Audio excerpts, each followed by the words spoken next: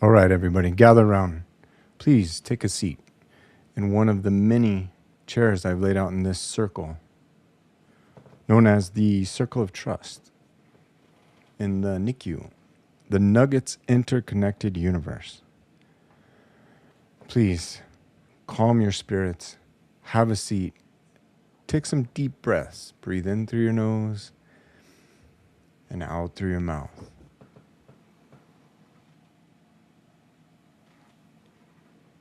For those of you that would enjoy a smoke, enjoy it. Get your mind right, because we are now done. The season is finished. The Nuggets, as we know them, are finished. And I'm going to tell you here in a second at what point I realized the season was over. You see, Game 5 gave us a lot of hope. Injuries on the other team gave us a lot of hope. Today's injury report gave us a lot of hope. But the hopium doesn't last.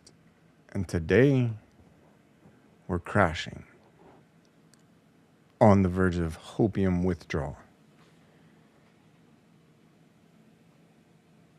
I don't know about you, but I had some massive PTSD from this game specifically.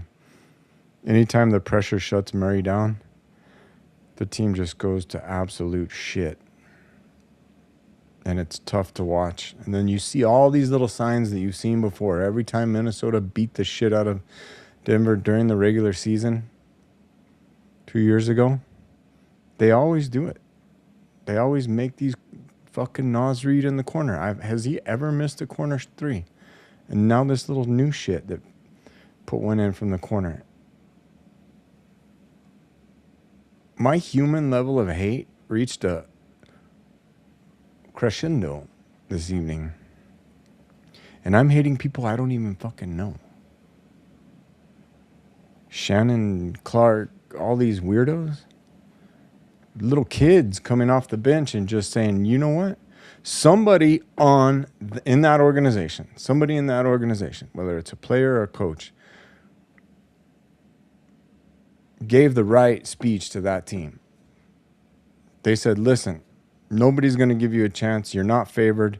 We got too many injuries, but here's what we're going to do. Play free, play hard, kill or be killed. Go out there and be as aggressive as fucking possible and play the best game unconsciously. Don't take no for an answer. Fight through every screen. Fucking come with energy. And they were like, sir, yes, sir. And I think the person I hate the most in the Minnesota universe is fucking A-Rod. That fat, over 10 fucking... I mean, at this point, I don't know. Maybe it's like when you go to prison and you're just not a dominant male in the hierarchy. And the other dominant males dominate you. Eventually, you just roll over, I would assume. Haven't been there myself, but that's what it seems like the Nuggets are doing to the fucking Timberwolves. Just rolling over. I've sung the same song all year. The only answer to aggression is equal or greater aggression. The only answer to violence is equal or greater violence. And how did Denver think they were going to show up? I mean, to be honest, you want to say Jokic had a good game, but there was some defensive, make a fucking effort on defense. And my guy. I have one Aaron Gordon jersey. And I don't know how many Jamal Murray jerseys. And I ripped it off my back and threw it on the floor. at the end of that game. So as we sit around our circle, I'll play you a little meditation song.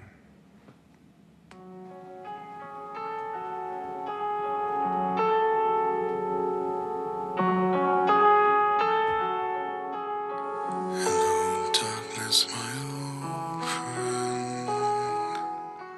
I've come to talk with you again.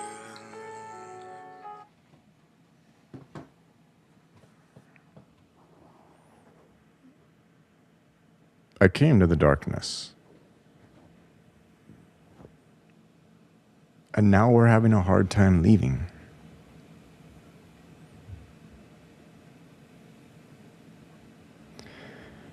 Is it a miserable place? It shouldn't be.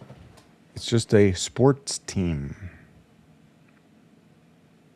Maybe it's a lesson for all of us overly enthusiastic people when it comes to putting so much time and effort into a sports team. But I don't think so, because I coach kids now. And kids need leaders. They need people to show them the secrets of life are out there. There's so many things to be learned through sport. Matter of fact, not gonna lie, I just coached my daughter to learn the high jump. As some of you know, I've been talking about coaching it and whatnot. And I said, you know what? You need to jump. We have JV meets. I don't know what they'll start at, but I'm going to get you ready. And to see her excel, which she did, clearing a height that wasn't thought possible 2 days before the meet, coming back the next day to try again, was unable to clear a height 2 heights below that, which is 4 inches. And her mind could have been crushed there. And I've seen it before in other sports where it's like, I tasted success. Now I'm feeling what unsuccess tastes like, failure. And I don't want any of it. And therefore I give up.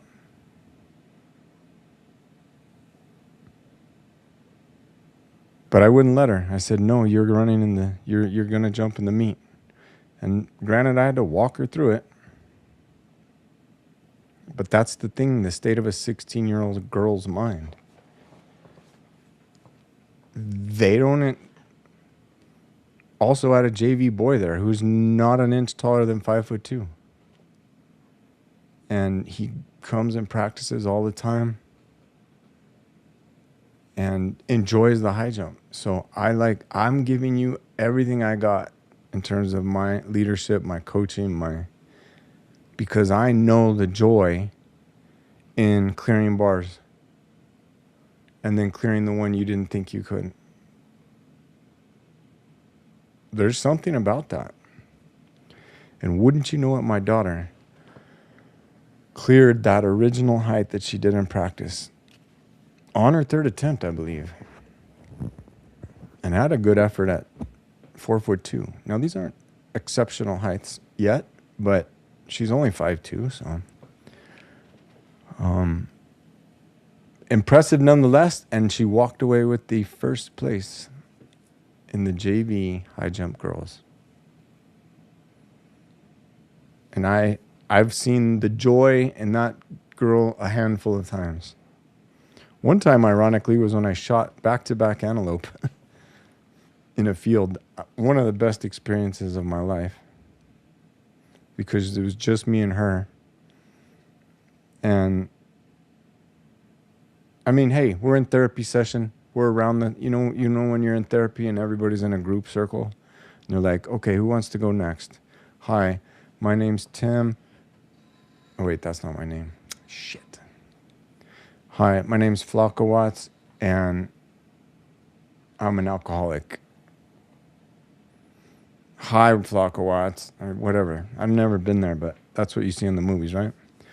So we're here for therapy, and this is therapy. So we're out sitting, parked in the truck on the edge of this hunting field that's, desert. But feel like we were the only ones out there. Kind of dozing in and out of a nap in the afternoon. Woke up. Put a video on because, yes, we have service there.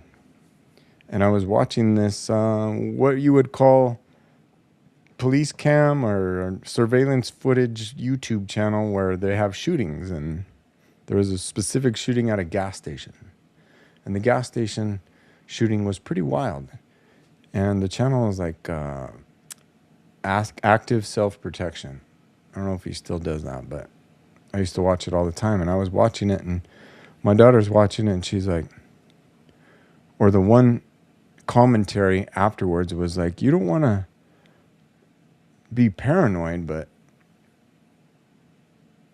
you want to be aware of your surroundings, situational awareness. And she turned to me and she said, Dad, are you paranoid? Because I always, conceal carry and doing the best I can to be situationally aware. And I said, no, I'm not paranoid.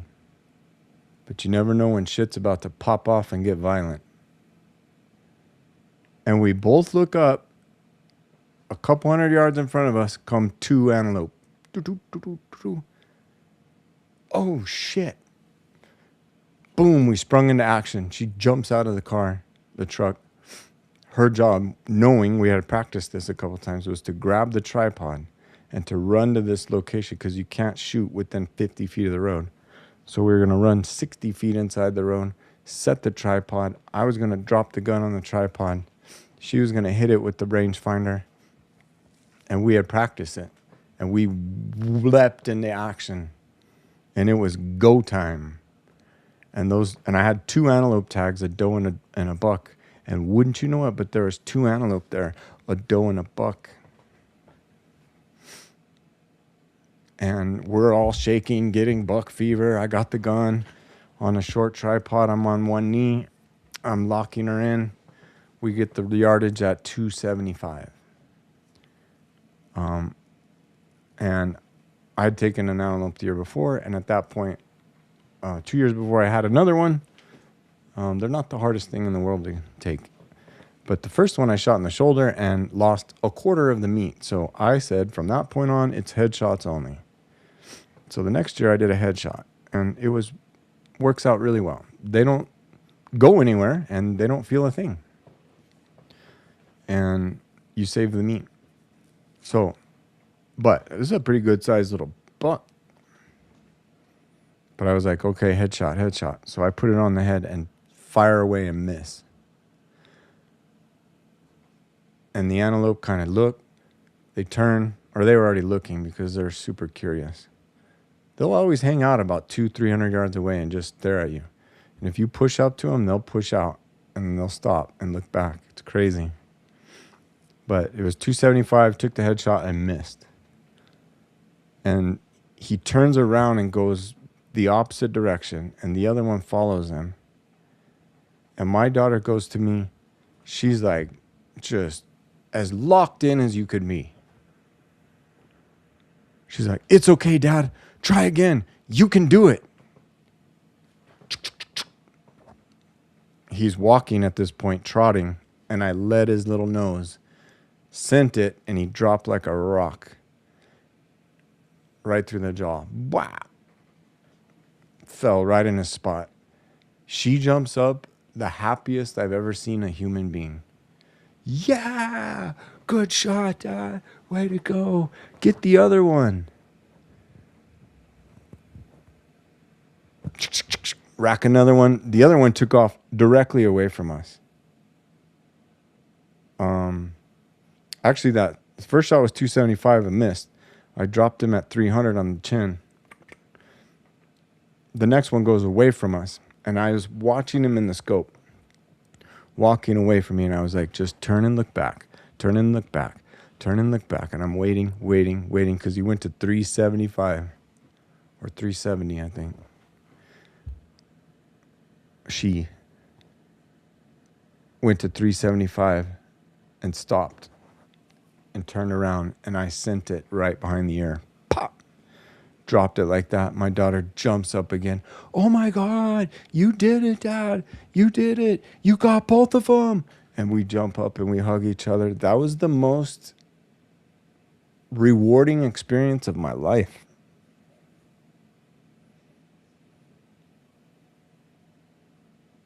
And that's what sports gives you, the opportunity to be violent and to overcome, maybe.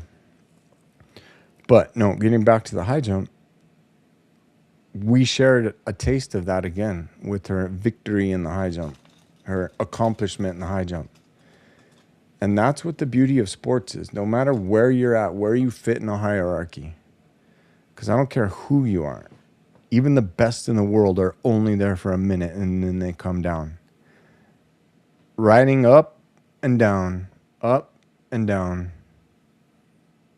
The levels of skill, talent, experience, age, all of that. It's a roller coaster, but every day gives you the opportunity to show up, to confront your demons, to beat them in an all-time battle of good and evil. You can put that in your head. And I saw it we had one male jumper in the JV, and he got his PR. And to see that joy of overcoming the fear of failure and overcoming what you have previously done and doing better, that's what sports gives you. And without it, you don't have that opportunity. So it pains me even more to see the Denver Nuggets show up with no heart. And I don't want to say the Denver Nuggets. And there's got to be something going on behind the scenes, but the performance of Jamal Murray tonight, I don't even know if I have words for it. I can't even describe it. I mean, he's my guy. I don't have a Jokic jersey. I don't know why. And I appreciate Jokic and understand that he's one of the best players of all time. But in the same way that I never had a John Elway jersey, I always had a Steve Atwater jersey. In case you didn't know, 2-7. I think that's the only reason, not the only reason I went with Jamal, but I liked his game. I mean, Bubble Murray, Championship Murray, but it ain't there anymore. And it sucks because he had literally an all-NBA year. And now if he gets second or third team, nobody's going to give a fuck because he ain't going to get first team. I don't know if they're not even really supposed to judge it based off the playoffs, but he laid a fat egg this playoffs, we'll say. Now, Jokic didn't have a terrible game, but in my opinion, the defense is what's killer. You got to stop those motherfuckers. I mean, they were literally scoring every time down.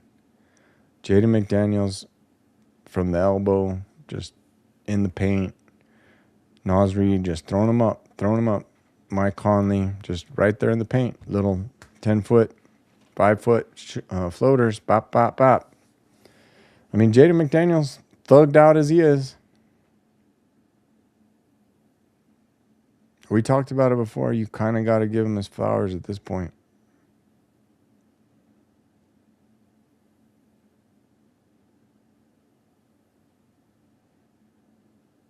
But there's a handful of things I can't fucking stand right now in the NBA with this Nuggets team, I'll say. The first of which is,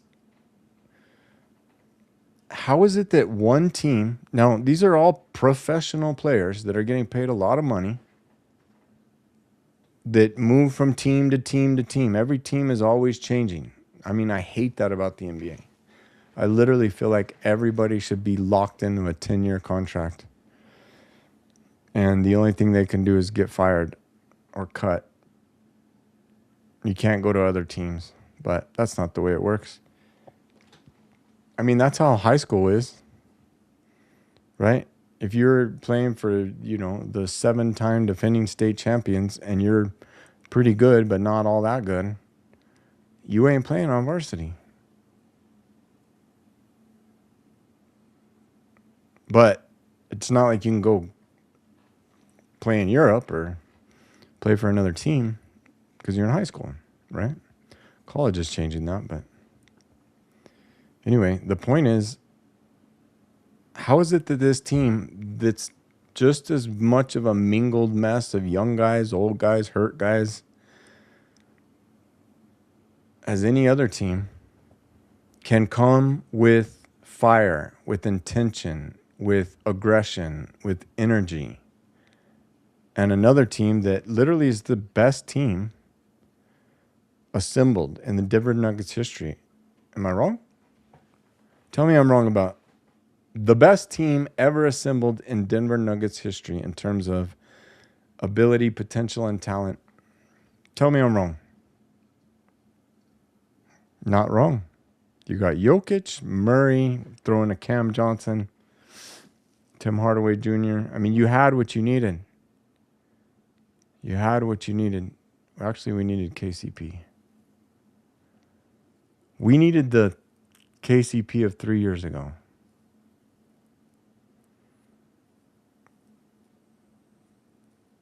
I mean, I think maybe what it just comes down to is you have Aaron Gordon, Aaron Gordon and Peyton Watson was too much to bear. Why? That might just be too much to bear. They couldn't handle it. And I don't know what Peyton's deal is, but I've fucking lost all respect for that. He's literally sitting out to pad his future. He knows he's going to get paid. And Aaron Gordon's like, I'm going out on my shield. You know one thing that did piss me off tonight? And there's got to be something going on behind the scenes. DMVR guys, please. You got all summer, right? I'll even infiltrate. I'll do intelligence gathering. I'll do espionage or spy work. Because we got to find out what is actually going on behind the scenes. Now, I've talked about it ad nauseum in other shows, but I feel like there's definitely something going on. Jokic, mental health crisis. Leadership crisis on the team. I mean, Jokic and Murray just aren't team leaders. And I always feel like Gordon would like to be, but he's like 50-50. He's kind of passive, but he wants to be the dog. He doesn't want to be the leader. Because the one time he did, I don't remember if you remember this, but he took DeAndre Jordan, I remember, was playing. So it was either last year or the year before. And they were out, I think, Jamal and Jokic. And he took them into Golden State and gave them a pep talk on the walkout and said, nobody's going to give you a chance to win tonight. So go out there and play hard. Play free. Take this game. Don't let them take it from you. It's your game. Let's go. And he led that team to a victory and played a phenomenal game. But I never really saw it after that. I don't see it in the press game body language. I don't see post game body language. I don't see it in the interviews. I see a downtrodden, broken soul who wishes it was different. That's what I see in Aaron Gordon. And maybe he's downtrodden and broken because of his health, but look at DiVincenzo on the fucking sidelines with the goddamn just had Achilles surgery, getting fired up for his team and his team getting fired up for him. You didn't see anybody on the bench wearing a fucking Aaron Gordon jersey, did you? I guess that would have kind of been weird since he's like literally sitting there and just played the other day, but It's the same idea. I fucking hate Minnesota in general. Like what the people, yeah, you people have done to that state and those cities in terms of how it's run and what you allow and what you tolerate and what you promote, you fucked that state, okay? And I fucking hate the Timberwolves on a level 10. Actually, we've gone past level 10 to levels where I start to respect them. And that's what I'm saying is that you can't hate a team that comes with the fucking fight. You can't hate a team that comes to fucking fight and battle and give it all. And their young guys are literally calling out your all-star, your all-NBA guard to say, I'm going to take you one-on-one and make you my bitch. And then doing it over and over. I don't care who I'm guarding. If some motherfucker's doing that to my guard and I know he's about to do it, I'm coming off my guy and literally safety tackling him in the paint before he gets a shot up. Like, you've got to put your foot down. Jokic literally just steps aside.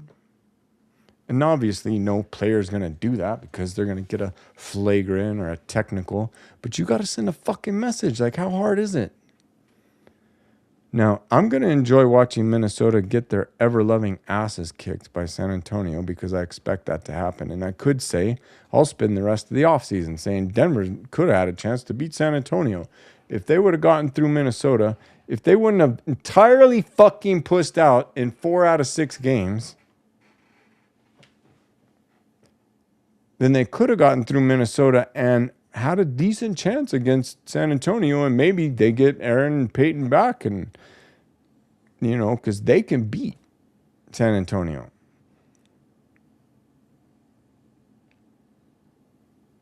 But at this point, I hate everybody on San Antonio except for Wemby. I respect Wemby.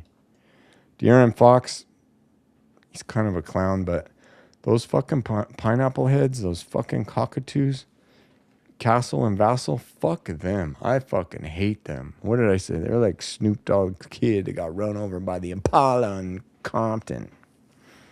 Trash ass.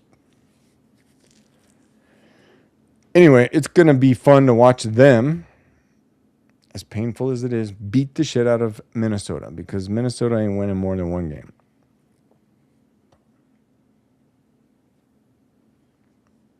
I mean, Gobert and Wemby?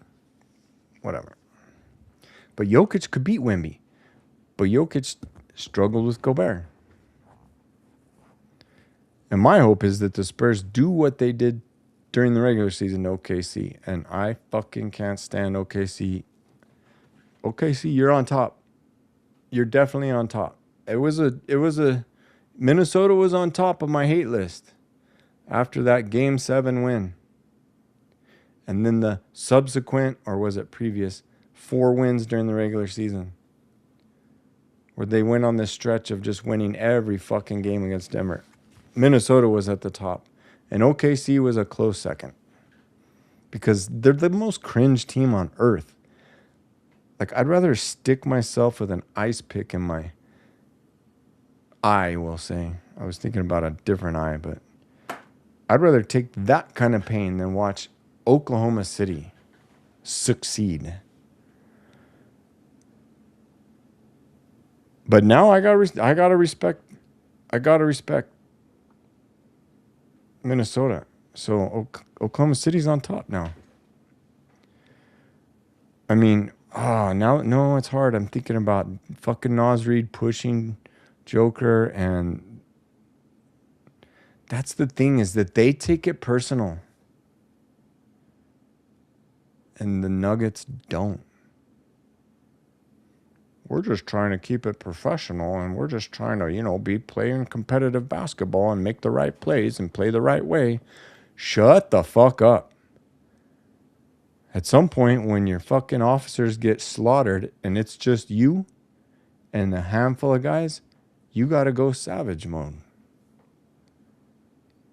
And the Nuggets don't have savage mode. They might have a couple of dogs, but those dogs are scared because Jokic is scaring them. It's this idea of being a professional and, you don't take it personal. And I don't ever want to hear somebody say they're fucking competitive without seeing the same fire I've seen in Jordan. Or this fire I saw in Minnesota. They were competitive. DiVincenzo's on the fucking sidelines in a boot because he's got a sliced up Achilles. And he's cheering their team on and getting excited. And Aaron Gordon's just sitting there like this, chewing his fucking gum. Looks like he just smoked a blunt. Looks like the last place on earth he wants to be. And I don't even see him like jumping up. I don't see him fucking yelling at people. If I'm on that team and I'm on the sidelines, I'm yelling the entire fucking game. Let's go, guys. Fuck you, Nas. Fuck you, Jaden. Fuck everyone.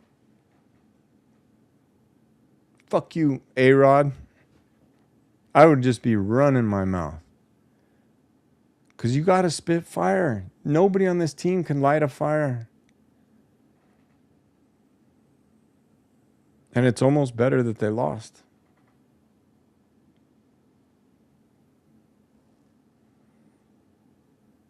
Because now it's undeniable. You go championship year, bam. Everything goes perfect, falls into place. Next year, we should win back-to-back. We got a good chance. We're going to do it. No, you got cooked in Game 7 on your home court when you were up 20 because you played with your fucking food. And you dealt with an exhausted team and a fucking hurt Aaron Gordon. And then you did it again next year. Took the lowly Clippers 7 games. Took Denver 7 games to take care of the lowly Clippers with some miraculous last-second antics by Aaron Gordon, of course. And then they have the fucking stones to take the eventual champs, OKC, to 7 games. And then so you spend the whole offseason saying, well, we took the champs to 7 games. I mean, we were right there. No, Denver had a lot of injuries this year, but what the fuck? Maybe look in the mirror. Why do you have so many injuries? Why are all these people getting so hurt? Is it the food? Is it the water? Is it the microplastics? Like, what the fuck is going on?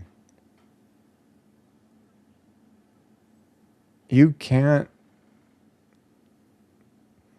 tell me there's not something going on. These injuries are ridiculous. You know who didn't get hurt? Were the guys that played in the 80s and 90s. You know why? Because they let them, they let them use the hot sauce, the good juice, to keep your body healthy, to recover, to stay strong. 100% I believe they should allow that. And I mean, I'm not saying full-fledged performance-enhancing craziness, but, allow people to take a little growth hormone and some recovery peptides and get your testosterone right and dialed if it's not already. So you can stop getting hurt. But at least this year we come back and it's like, we got everything we need to win, but we keep dealing with all these injuries. But if things go our way, we can probably do it. Oh, look at that. We just won 12 straight to finish the year. Should have thrown the last one, not going to lie. At the time, I said, no, fuck yeah. Beat them and take on Minnesota head on. Avenge the loss. But Denver didn't have it. It's evident. Denver didn't get robbed. They got beat.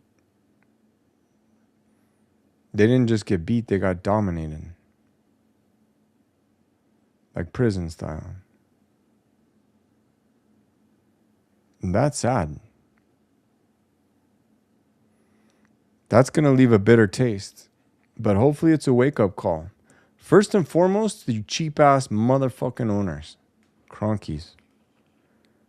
Allow this message to reach the echelon of the billionaires in Denver. Maybe sell the fucking team to the guys that own the Broncos, because they are not scared to spend money. This fucking, you escaped the luxury tax? Fuck you.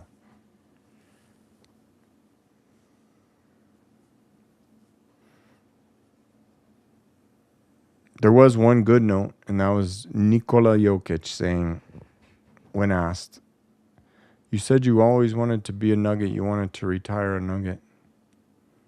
Is that still the case? Have your feelings changed? Oh, I still always want to be a Nugget.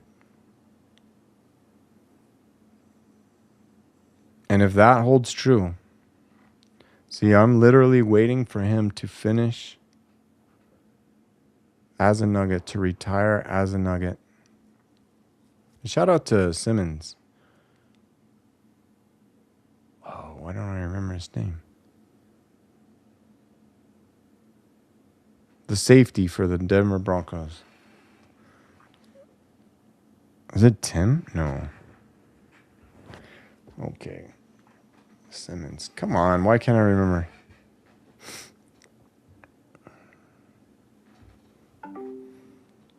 Can you tell me the first name of number 31 for the Denver Broncos that was a former Denver Broncos safety and last name Simmons?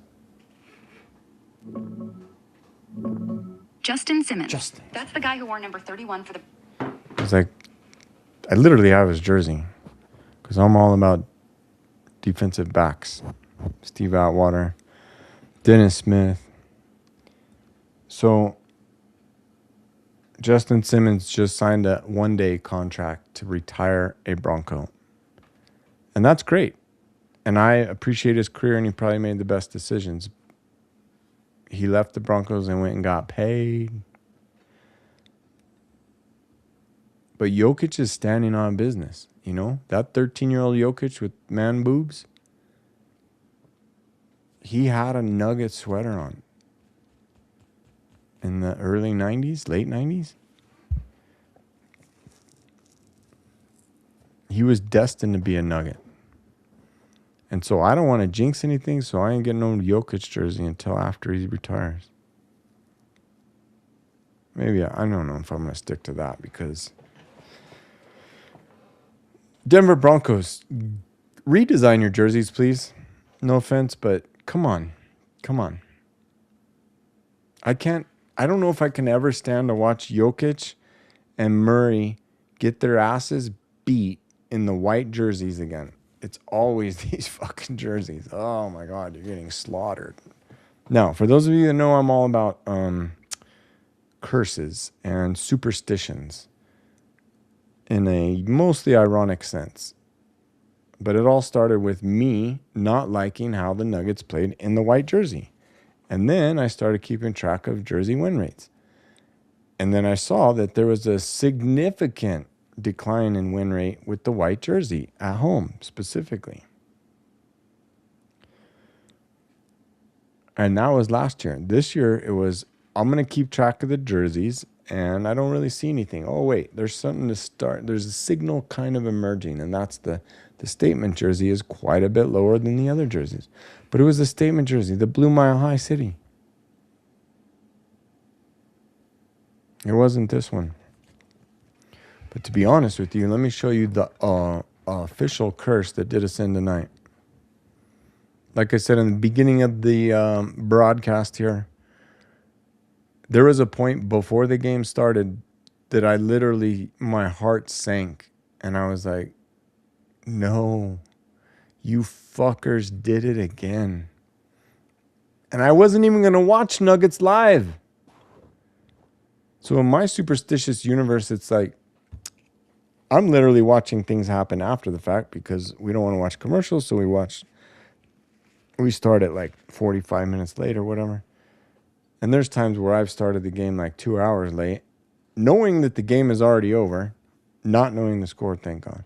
But I'm sitting there rooting for things to change, even though I know it's already happened. And I feel like I can change what's already happened by the approach I have. Now, if somebody told me the final score and then I'm still watching the third quarter, at that point I've lost my powers. But if it's still fresh, whatever, we can get into that in a different podcast where we examine time-space continuum and transcending the time-space continuum. But in terms of superstition,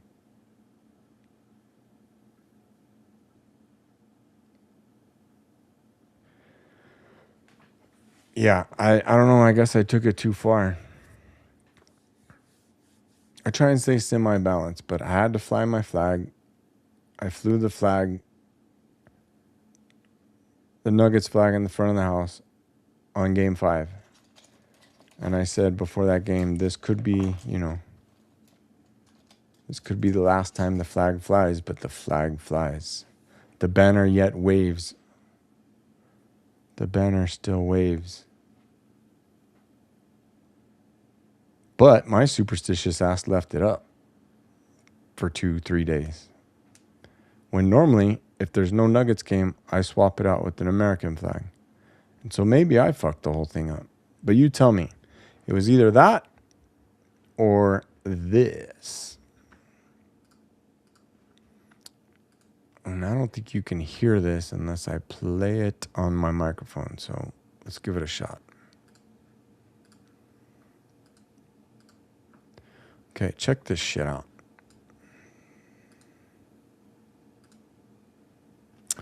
You know who that is? Yeah, that's the Nuggets Live pregame.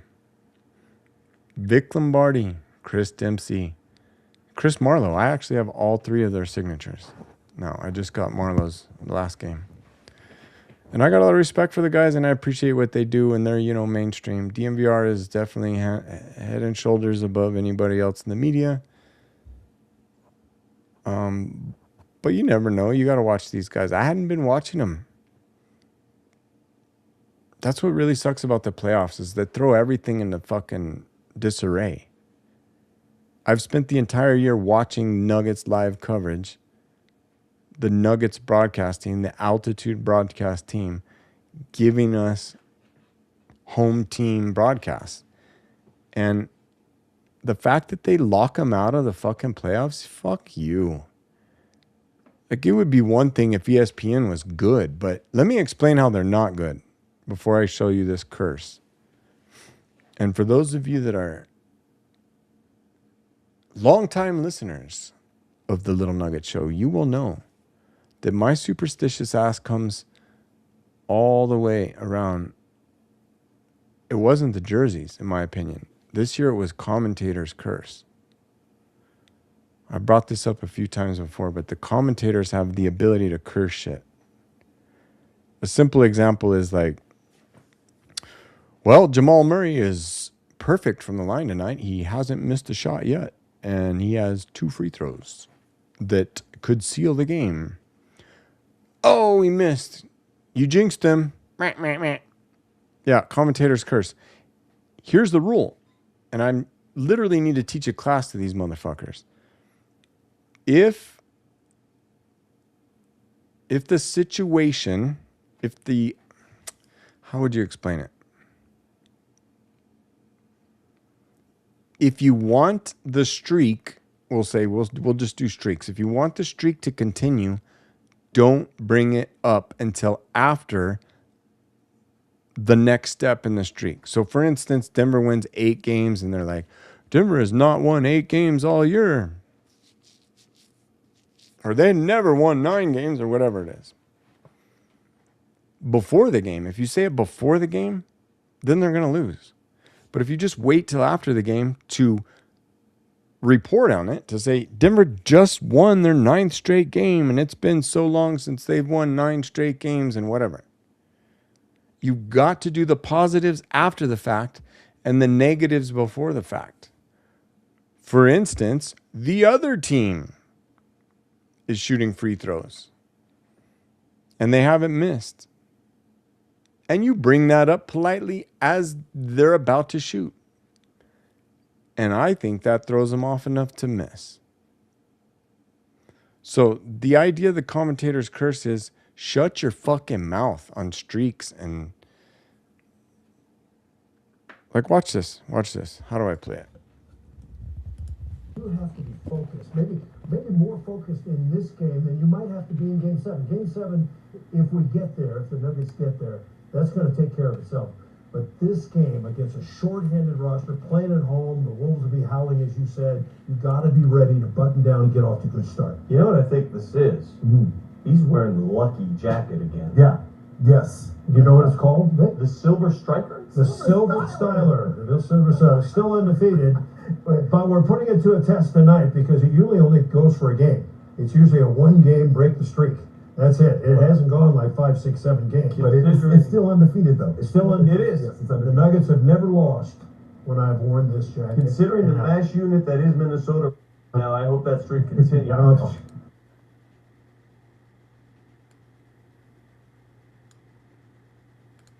Is Minnesota right now. I hope that streak continues. With more on what's happening, lost when I've. It's still undefeated, though. It's still undefeated. It is. Yes, the Nuggets have never lost when I've worn this jacket. Considering the mash unit that.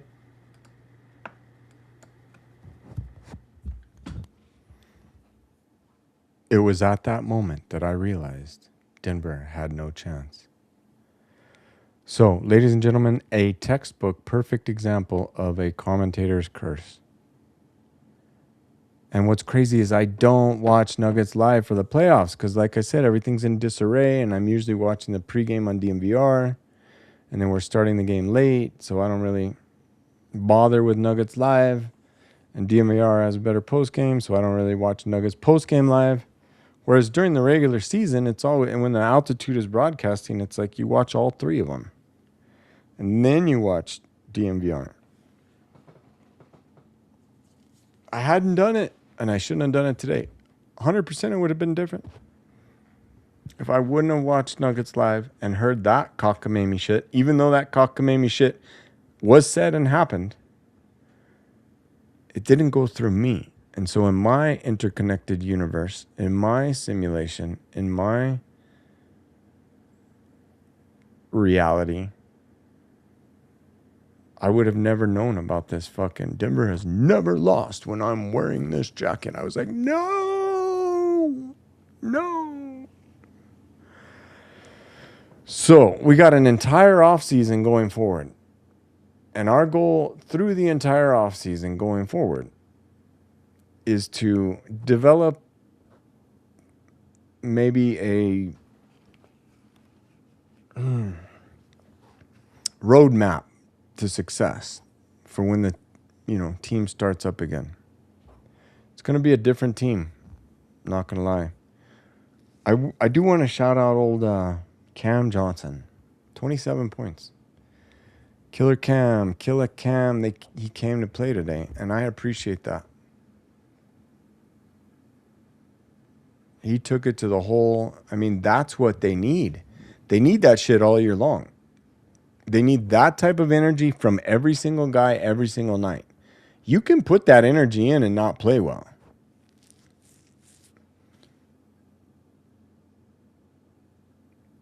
But you're kind of a bitch if you don't put the energy in and don't play well. Like, if Cam had 12 points and, let's see, he was 5 for 10 from 3, so that's 15. So say he had 18 points instead of 27. But he gave it his all, and he took it in for that dunk. And, you got to respect that. And that's probably what Jamal had, point-wise. But there's not an ounce of respect I have for Jamal, except in the first. Oh, shit. I got one more thing to talk about. This one's cool. Not cool, but cool. Interesting, we'll say. So, nothing irritates me more than national broadcasts of the Denver Nuggets games, as I just mentioned.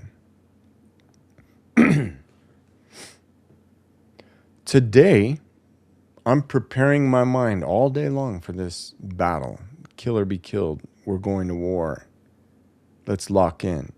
And I jump on my DirecTV to make sure I'm recording everything to see which godforsaken streaming platform it's showing on. Oh, tonight it's on ESPN. Great. It's on ESPN. The one fucking thing I can't stand about ESPN is they show the previous game till it ends, even a little post game. Why not? In lieu of the start of the next game. Now, two things. I would understand that. They schedule them that tight because they always figure they can cut the front end off the second game.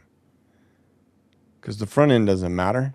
To me, in all sports, especially sports viewing, Denver Broncos, Denver Nuggets, whatever I'm watching, I want to, the 90% value of the game is that lead up to the start and the start. And to see how do the teams come out? What kind of energy are they expressing before the game? That's what I want to see. I always want to see the start. If we're going to a game, I'm there 3 hours early. I know they don't let you in as early as possible, as early as that, but you got to lock in. So ESPN decides, well, we can always cut the front end off because nobody gives a shit about that. In the same way that they do that when coming back from quarter timeouts or whatever, the quarter or the half, that's usually when they do it. These jackarounds, these fucking retards, somebody taught them in film school or media, what do they have in mass comm in college? They're like, if we can interview one of the players, so they grab the player in between the quarter and they ask him some questions and they record that spot and then they play it over the game as the beginning of the quarter starts. Who came up with that shit? I need to find him. I'm backhanding him. Throw punch, backhand, something. That bitch needs to get slapped. Whoever came up with that idea, I can't fucking stand it. I don't want to hear anything anyone has to fucking say while the game's going on. That's in the game. And not in the game. So they interviewed Jaden McDaniels after the first quarter. You guys came out pretty good, but you're losing the first quarter, and what can you do to adjust? Well, we just gotta play our ball. I just gotta act a little more like a gangster, and then we're gonna be good. Fucking McDaniels.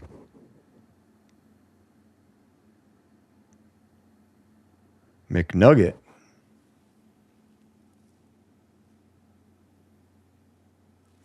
I mean, he owns the Nuggets. He owns Jamal Murray. He did it to him in 2024. Him and Nikhil Alexander-Walker did it to him. And anybody else that gets in front of him. To Jamal Murray. He did it again this year. And Jamal had him cooked during the season, the regular season, in the three out of 4 games they won. But there is just something, like it almost seems like Jamal's throwing the game. Tonight I didn't think that because he literally looked broken. A shell of himself. He looked like he literally wanted to cry. He just couldn't get a shot. And you know, fuck you, dude. I mean, I feel bad for you, but you probably have 350 million reasons why you don't feel bad.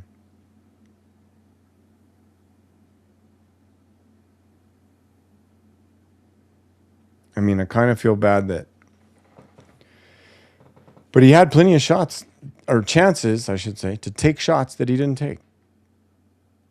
And at some point, I'm like, okay, take your insecurity and your inconsistent shooting and just attack it. Like, literally, just give me a little sidestep and pull up from 3 and hit one. Or keep trying until you do. There were so many times where he could have pulled up from 3, but his brain was already... It's a mental thing. I think I just fucking snapped on it. With Jamal Murray, it's absolutely a mental state. And I know exactly what would help him. It's called Selenk. It's a peptide brought to you by Russian Peptides, Inc. No, but seriously, it's that kind of mental breakdown that when you're confident and he can, I mean, you saw him this year. You could see him move. Float like a butterfly, sting like a bee. He was going wherever he wanted. I'm going to rewatch a lot of games this summer.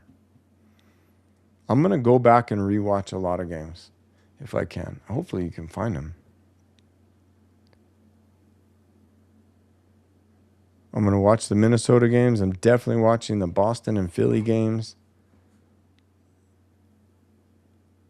I'm basically just going to pick all the wins and watch those.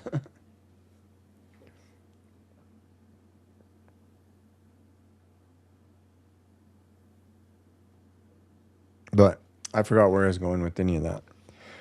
Okay, so... the ESPN thing. So here we go. When they're overlapping like that, I can't fucking stand it. So they're basically doing the same thing. It's almost like now broadcasts are so bent out of fucking shape about the internet and fast forwarding and DVRs and not watching your commercials, and they make a fuck ton of money on ads, and it's ridiculous because ads are retarded. I mean, I literally think, I mean, maybe you guys are ignorant. I'm not going to hold it against you. But I do everything in my power to not watch ads. I fucking hate ads. I think it's the most asinine thing on earth. And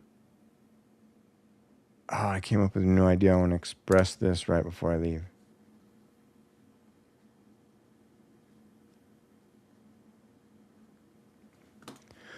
Okay, so that reminds me to talk about that, but I just forgot about what I was talking about.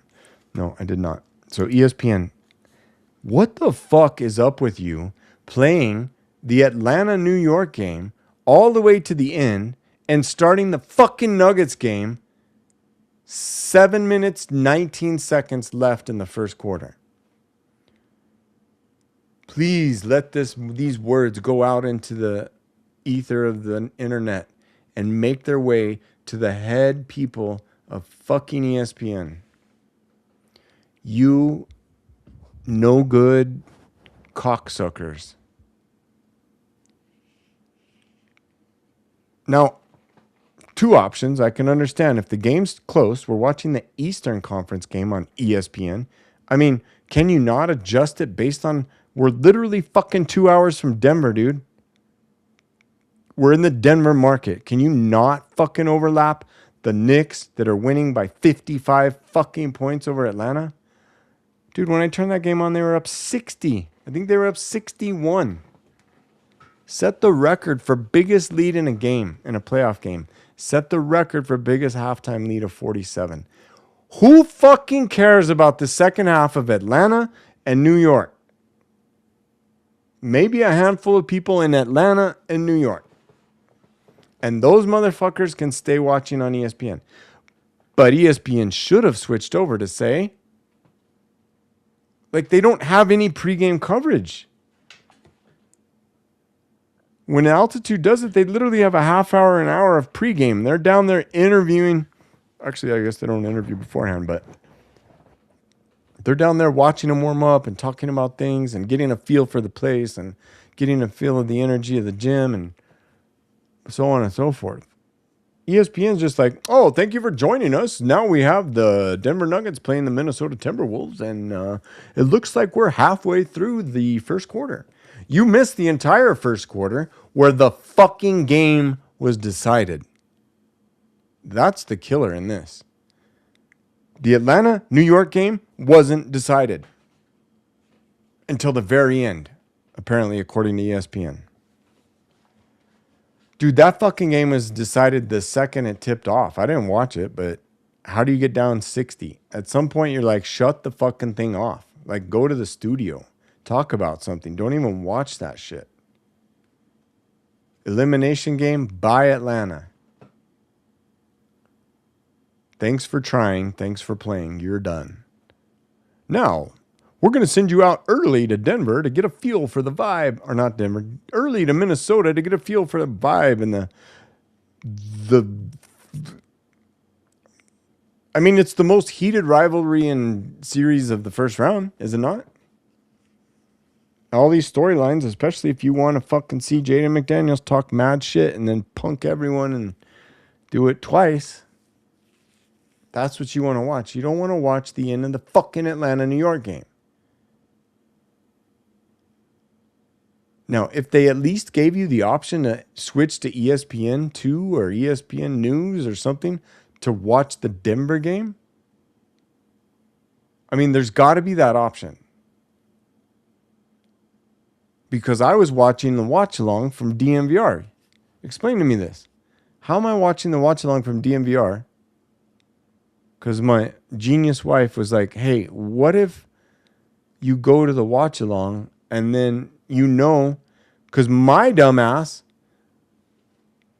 who was recording ESPN, gets to about 8:15, I think it was. The game was supposed to start at 7:30. So it's like 8:15. And I go on to the recording and I start at the beginning. And, you know, it's basically the rest of the fourth quarter of the Knicks game is still. So I fast forward all the way until I see Nuggets. No, shit. Fuck, I saw the score. God damn it. Are you fucking kidding me? That's the score that I'm going to have to come in on? Fuck you. And I was pissed because Minnesota was up 13-7. Now you might say, well, that's early. That probably doesn't mean anything. You didn't miss anything. Let me explain what I missed. Let me explain how this fucking game started. The game started with Nikola Jokic scoring a couple of buckets. Christian Brown busting his first three. Denver's up 7-4, I think. 7-2. It was 7-2. And I was like, I knew the score. I was like, the fucking score I saw was 13-7. And it was 7 minutes, 19 seconds, because that's when Denver finally called the fucking timeout. 7:19 left in the first. The score was 13-7. Minnesota went on an 11-0 run. I'm literally watching the game and I'm like, or no, I wasn't watching the game. So what we did was, Genius Wife was like, go to the watch along and see if they're commentating on the game, which they were. And for some reason, they were able to start it right at the start of the game. Because they're like immediately, Jokic for 2. Wow, that's fucking awesome. Oh, Jokic got another one. Yay, that's fucking. Oh, CB, it's a big 3. So I'm listening to them and I'm looking at her. I'm like, they're about to go on an 11-0 run.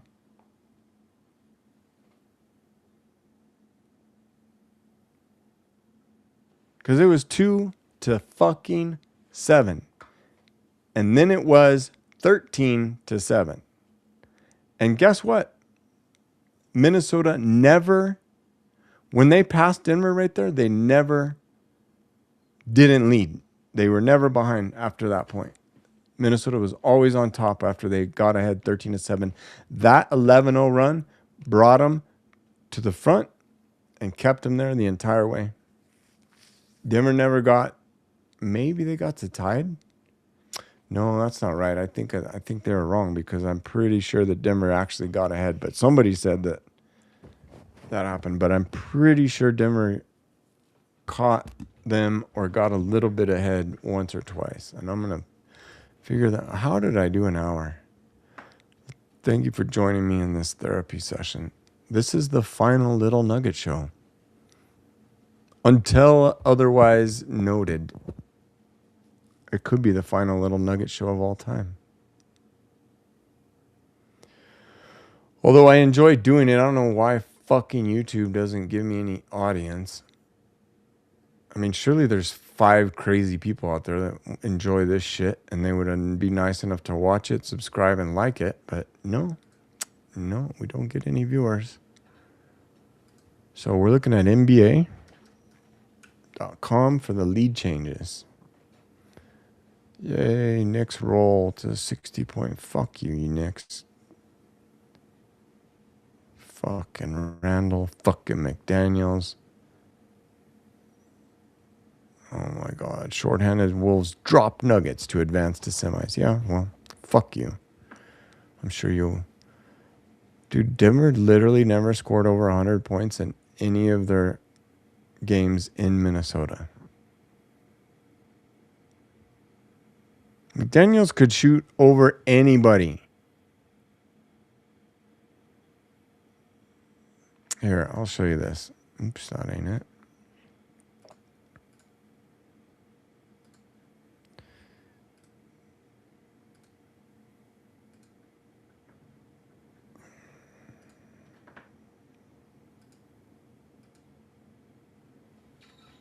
Look at McNugget. Just busting from the elbow. Okay, here's a little piece of advice to all you youngsters out there. When this motherfucker owns you and he drives into the paint to shoot and you're this far off, don't put your fucking hand up. Make a fist and put it right there. Bah! I mean, these motherfuckers are playing as dirty as anybody. That thing with Jokic and the fucking... Oh, here's the final scores. So Denver lost in Minnesota 96, 96, and 98. Wow, they cannot play in Minnesota. Fucking punked. They got so punked. Game 2 fucked them over. They got so punked. Wow, you had 3 games in Denver and could only win 2.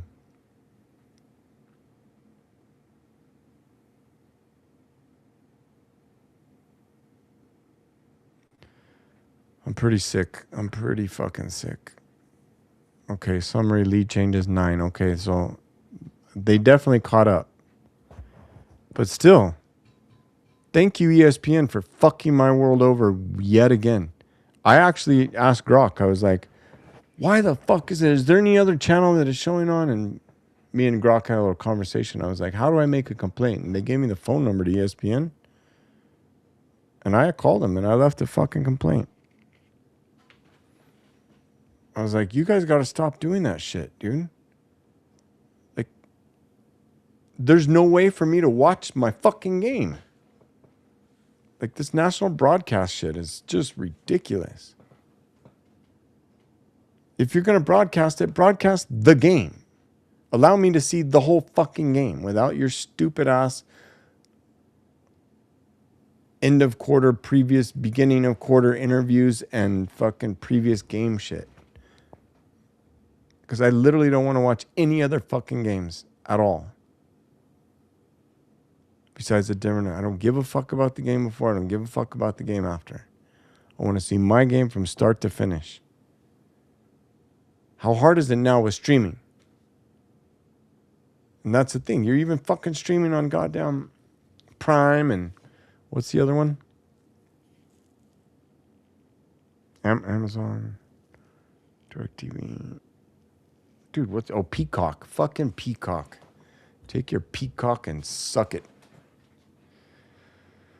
Oh, crash out. Final crash out of the season, ladies and gentlemen. We have finished. Denver down.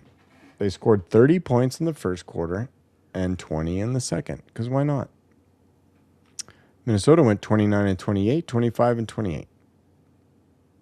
Yeah, Minnesota scored solid. They were easily scoring on Denver. Mostly on Murray. 64 to 40 advantage in the paint and a 50 to 33 edge in rebounding. I'm surprised it was even that close. Holy shit. 16 points off of turnovers for Minnesota versus 10. Denver won the bench points. Oh, that's because fucking Minnesota didn't have a bench. Their entire bench was playing in the game. Wow. I can't believe the fucking rebounds.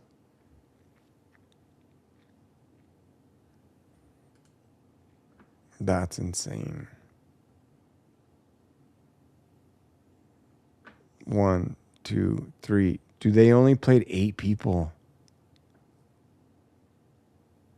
They only fucking played 8 people. And they suited 10 or 11. McDaniels was a plus 16 to lead all comers, playing 45 minutes out of 48. Shooting 52% from the field, 25% from 3, 5 of 6 from the free throws, 10 rebounds, 3 assists, 2 steals, 1 block. Gobert almost fouled out, but he didn't. I mean, I'm not going to lie. Joker got Gobert these last couple of games, but Julius Randle only had 18 points. Who's the fucking problem? Terrence Shannon Jr. Somebody's got to have a goddamn motherfucking career game. Every single game, somebody new has to have a new career game. And this Terrence Shannon Jr., I can't stand his fucking ass. You think you're anything? Cool.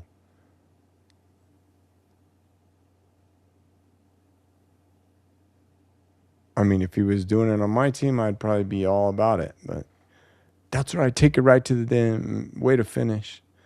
Dude, Denver couldn't finish shit tonight.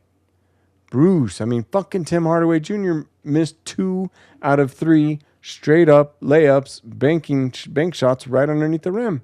He was like, oh, missed that one. Got it back. Shot again, wide open. Missed it. Shit. Got it back again. Boom, made it. Finally. It's like fucking Mike and drill. Naz Reid was 7 of 13 for 15 points. I mean, they all came to play. Bones Highland, 1 point. Fuck you, Bones. Enjoy getting your ass handed to you by fucking San Antonio.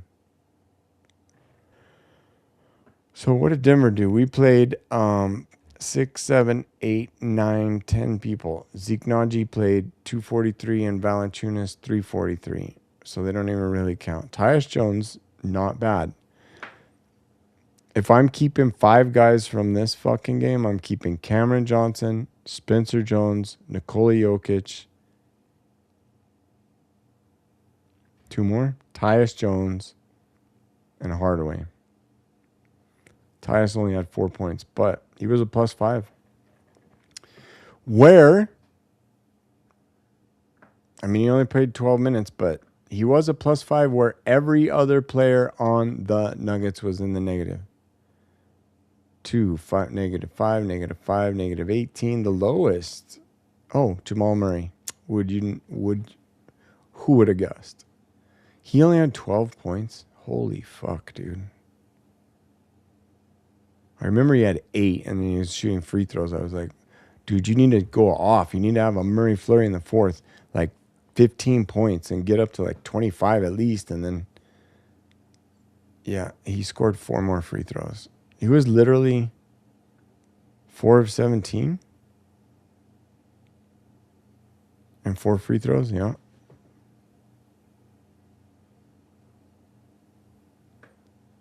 Wow. 12 points, 4 of 17, 23.5%. Christian Brown, 25%. He was only 1 of 4. And he literally took them all in the first 2 minutes. Never shot again. You know how many times he got the ball with 1 guy in front of him? At half court or even closer? With 1 guy in front of him, and he wouldn't go at him. I honestly think they're fucking telling him, dude, to throw the game. Like, what the fuck are you afraid of, dude? That's your job. Take it to the fucking rim. Cam John missed 3 free throws. That kind of hurt. But he was 5 of 10 from 3. Spencer, 2 of 3. Oh, that one he missed, though. Oh, that one he missed would have been so big. Jamal Murray, 0 of 2 for 0% from 3. Who fucking is Jamal Murray? The number one three-point shooter maker, three-point maker of all-time Denver Nuggets franchise, taking 2 fucking threes in this game, elimination game. Bro, fuck out of here. It's not that you didn't make shots. You didn't take shots because they basically owned you. They always knew where you're going and they always shut you down and you didn't have it. And if you don't have it, you need to fucking adjust. Speaking of adjusting, David Adelman, what the fuck, dude? Adjust.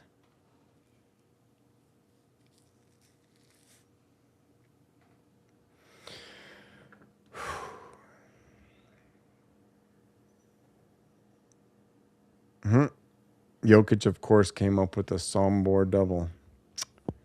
9 rebounds, 10 assists, 28 points. So on the game that sent him packing, you can't even say he had a triple-double. Kind of glad this year's over, not going to lie. It's time to move on. It's a good time to move on. Denver Nuggets take up a lot of my fucking time. I should probably stop messing with the mic. So I'm going to get back to just putting my nose down, put my head down and grinding. And definitely not on YouTube because,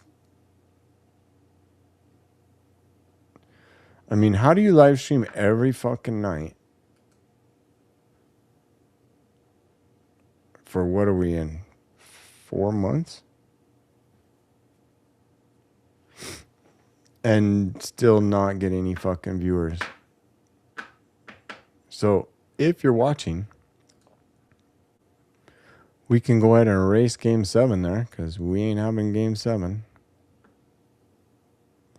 I'll change that to a grow show, I guess.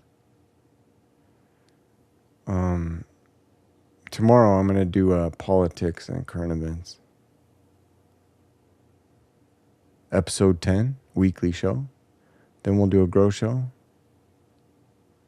Actually, the On Faith and Doubt should go tomorrow. Since the game's over. Yeah, I might swap those. But I need to finish writing my paper for that one. For those of you that don't know, the On Faith and Doubt is where we examine the deeper questions in life. And if you find it interesting, please join us. Tomorrow at 11, for sure. What is that, Friday? Yeah, I try and do the Ice to See on a Wednesday or Thursday because during the week is when all the news hits the fan.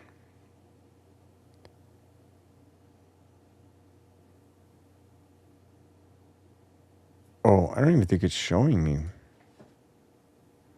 Oh, yeah, there we are. Little Nugget Show. Game 6.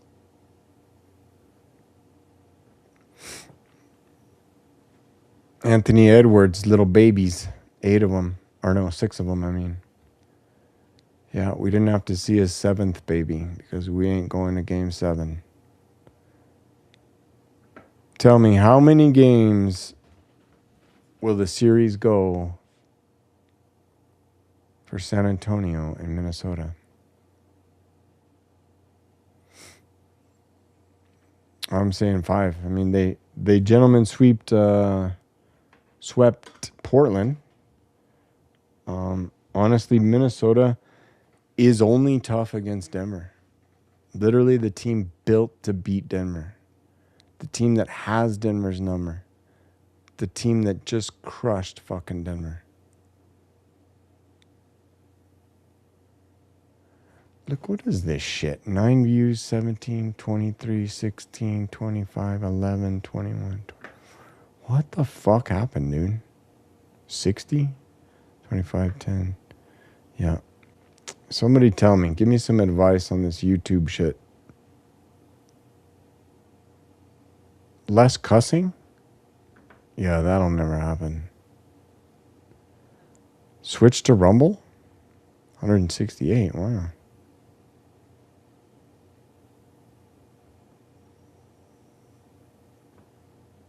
Yeah. 166. That's weird.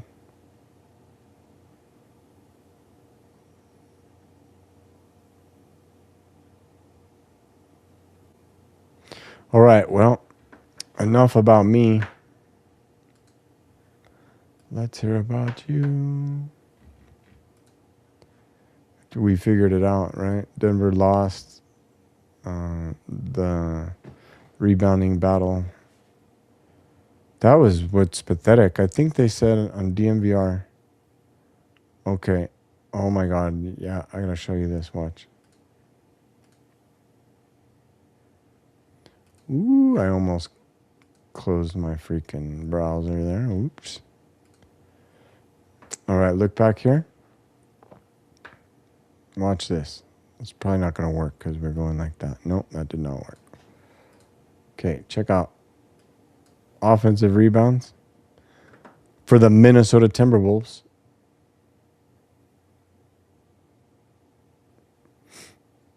Four, 2, 7, 2, 1, 1, 1, 1. What do you notice about that you've probably never seen before? Every single person had a rebound, both offensive and defensive. Every single person had at least one offensive and one defensive rebound that played in the game. Bones Highland played 8 minutes. He had 2 rebounds, one of each. Jalen Clark, fuck that guy, dude. Fuck him.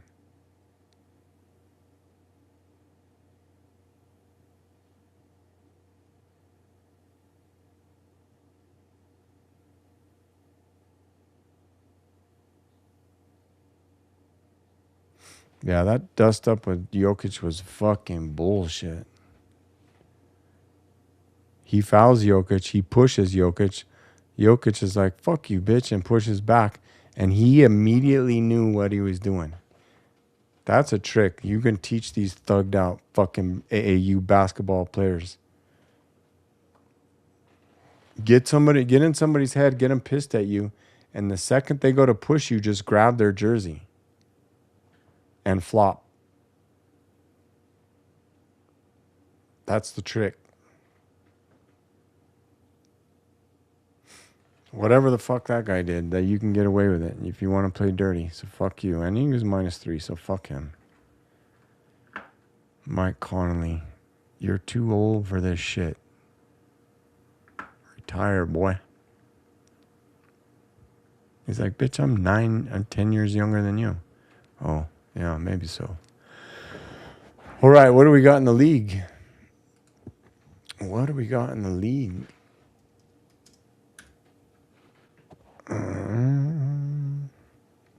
The Sixers beat the Celtics again?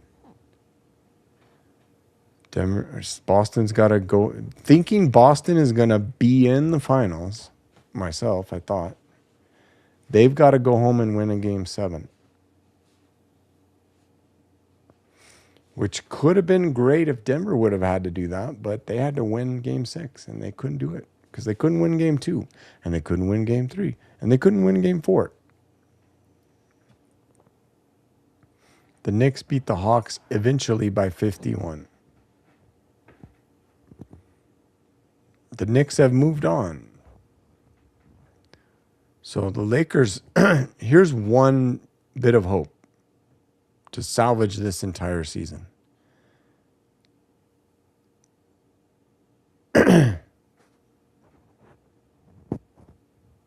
If the Lakers blow a 3-0 lead, I will be happier than if Denver would have won the championship. Maybe.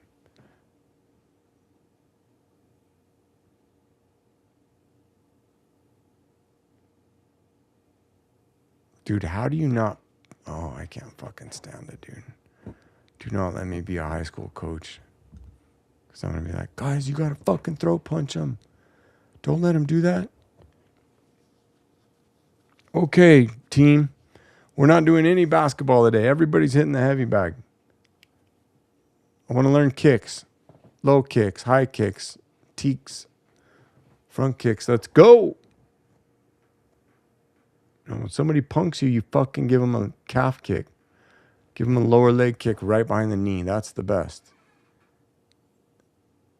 My advice to anybody that may or may not find themselves in a violent situation with an aggressor coming at you and you want to engage. Don't always want to engage, but if you do, get your lower leg kick dialed, because you can always hit them there and it shocks their world. If you don't drop them, they're still fucked. Either way, you can finish with a switch kick to the head if you want. Oh my God, Denver needs to have some fight. All right, so if the Lakers could lose a 3-0 lead, I would be super happy. So that means Houston's going to have to win in Houston, which seems reasonable.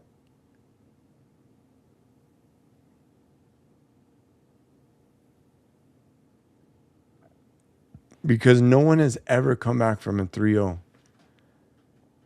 Denver's come back from a 3-1, and they're the only team to do it in like 10 years. And it's only the 13th time it's been done, and they almost did it again if they would have won tonight.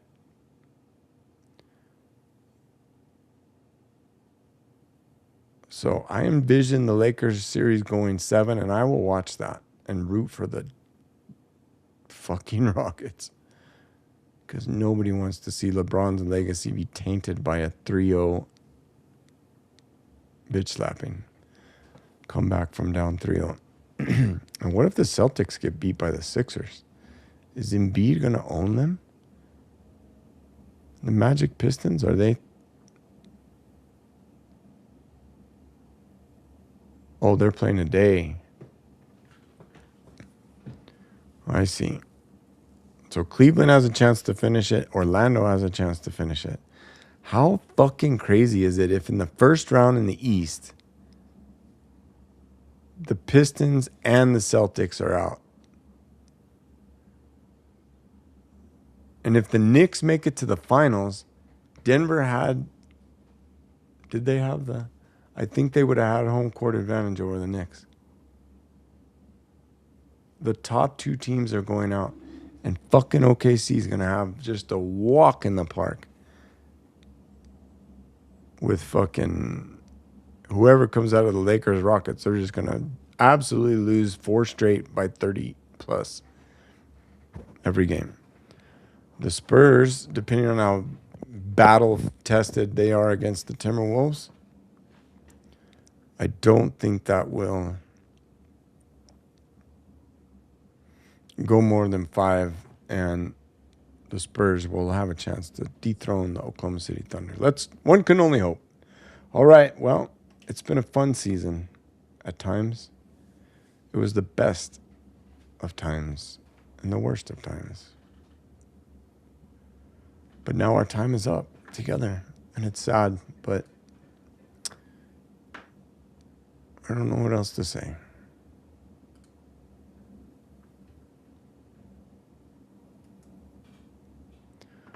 Signing off for the last time, your host, Waddy Watts, a.k.a. Flaco Watts, for the Little Nugget Show. Rest in peace, Denver Nuggets. The team must be burned. It's like the Return of the Jedi. You've got to burn Darth Vader and purify the darkness. And then the Joker must rise from the ashes with an entirely new set of teammates, mind you. I'll keep Cam and Spencer. You can send Peyton to fucking L.A. I know he wants to go to L.A. God, he wants to go to L.A. bad. Jamal, I don't know what we can do with you, dude. We're going to put you out to pasture. Maybe go to Toronto. That's where you're from, right? It just ain't working. There's something going on behind the scenes. And it's just a lack of fucking maturity and leadership from the top guys.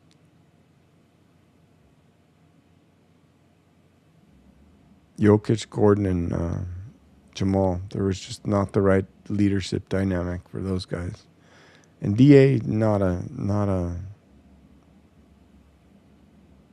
He's a tactician, not necessarily a leader in the locker room. But that's what I'm going to do. I'm going to drink a little more Coke because that's what I do. Eat a little food and watch all the post-game interviews and stay up even later tonight, just sulking in misery.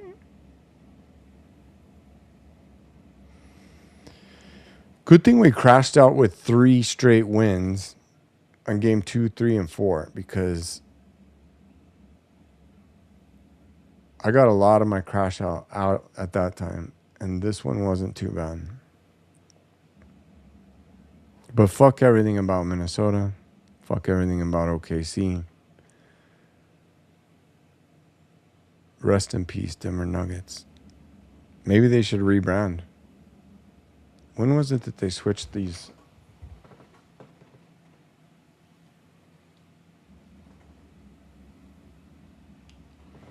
I literally can't see that far. I think it's 2012 to the new logo.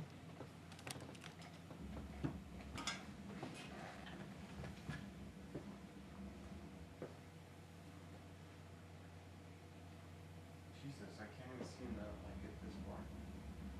74 to 81, 93, 74, 81, 93, 2018.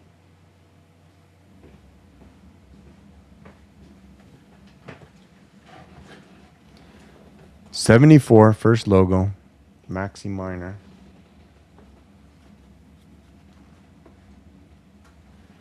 Second logo was 84, 74, 83.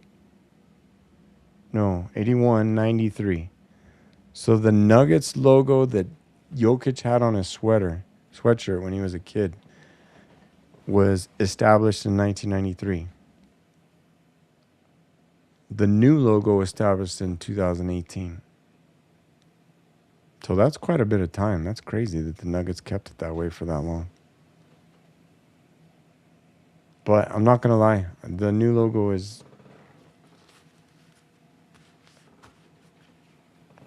good. It's legit. I'm okay with it. But just redesign the jerseys, please.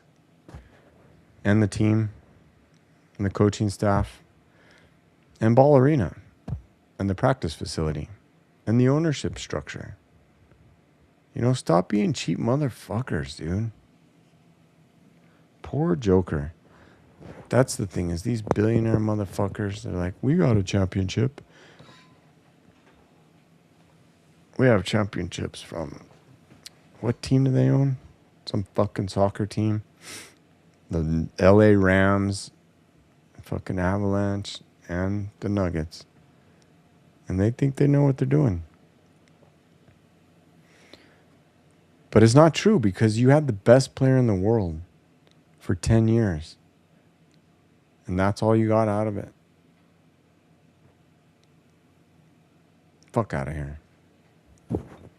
Bye, everyone. Thank you for the comments.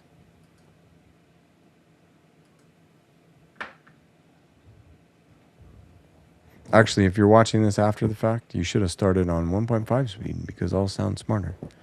And leave a comment after the fact. I probably won't see it, but it might help things. Misery loves company. Here at the Flaco Watts channel. Signing off for the Little Nugget Show for the 12th time tonight. It's hard to let go. I don't know if it's like breaking up. It's definitely at least like breaking up. It's kind of like a divorce.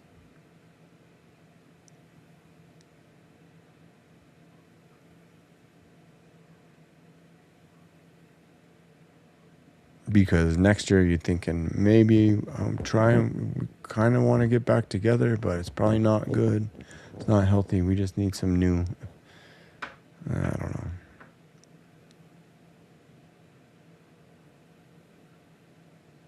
Here's to everyone getting into a healthy mental state, going forward, recovering from this godforsaken season. Meditate, go to Cancun, do what you got to do, get your mind right, and know that sport brings you the opportunity every day. And next year, Denver Nuggets 2027 champs, let's go.